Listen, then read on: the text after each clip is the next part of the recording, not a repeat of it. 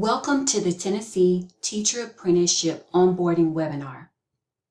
This video is designed to support educator preparation providers and school districts' understanding of steps needed to apply for and be approved to launch an apprenticeship. My name is Erin Glenn, and I am Project Manager of the Grow Your Own team for the Tennessee Department of Education. As you prepare to launch an apprenticeship, I hope to be a resource for you to answer any questions you have about the process, documentation, and requirements needed to remain in compliance with both the Tennessee Department of Education and Tennessee Department of Labor and Workforce Development. This webinar is divided into two parts. Part 1 provides an overview of the Tennessee Teacher Apprenticeship application.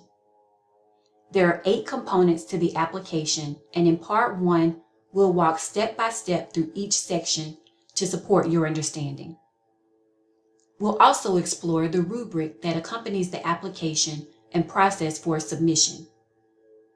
If you've completed the application, received TDOE approval, and are prepared to begin next steps, you may skip Part 1 of the webinar and begin with Part 2. Both Parts 1 and 2 of the webinar are intended for EPP program leads.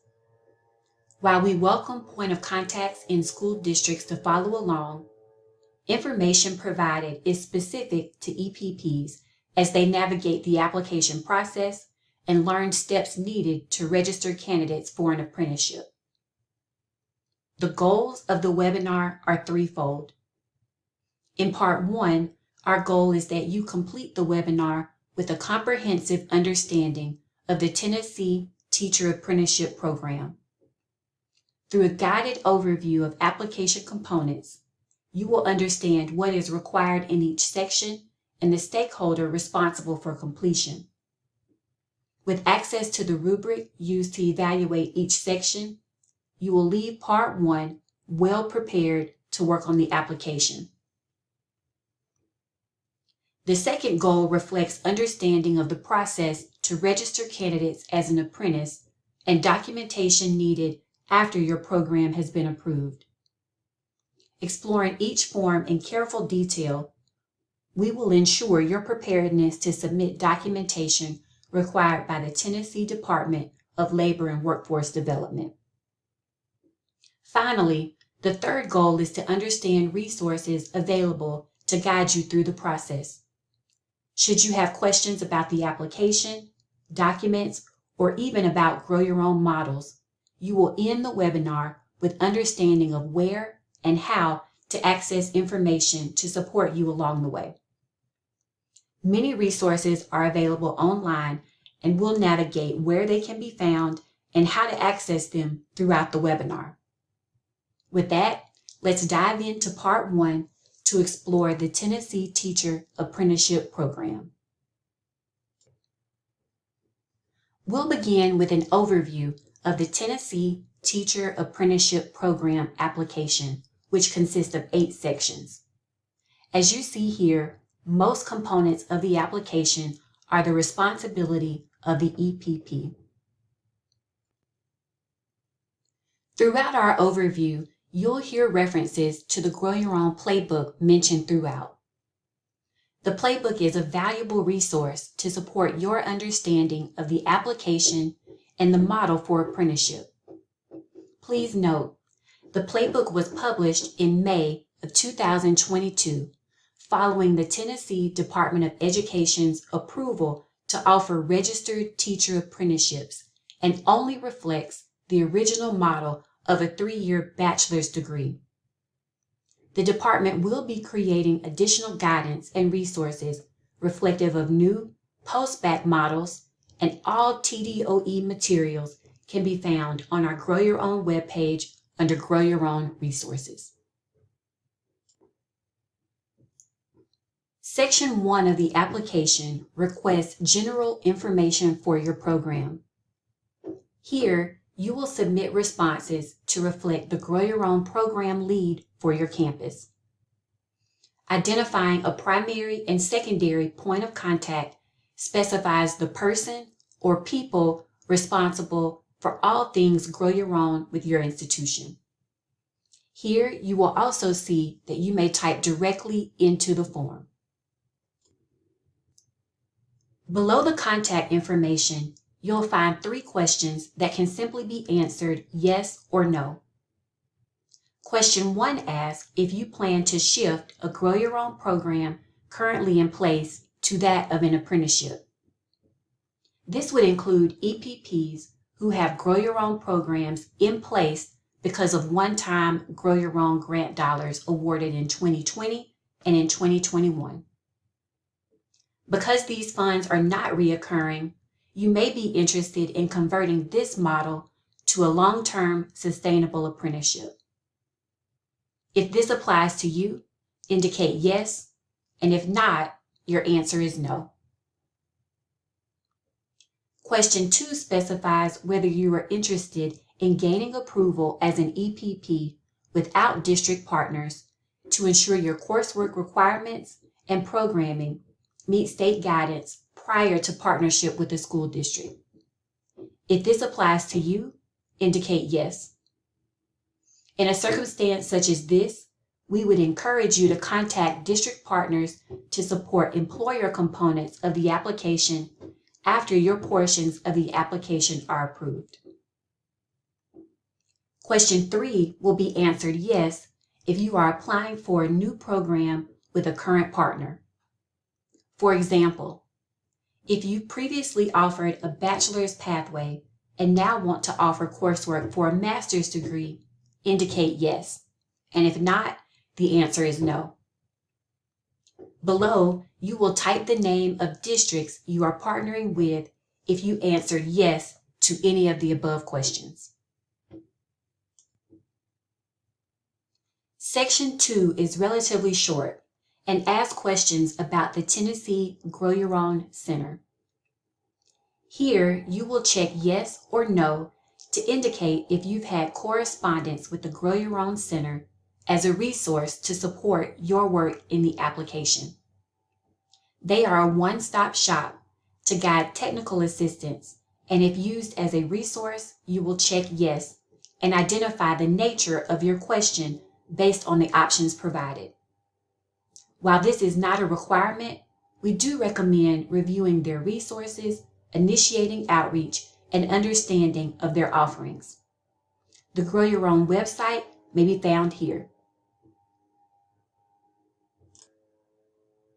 Section 3 addresses the data used to identify the need for an apprenticeship. Here, you'll provide narrative to address the demographics of the EPP program enrollment and graduates, in addition to the certification subject area graduates obtain. Data that reflects how graduates perform on praxis exams, their levels of effectiveness, and trends to examine their relocation, resignation, and non-renewals should also be included. Failing to address these questions for consideration or in substantial detail will result in the need to resubmit an application.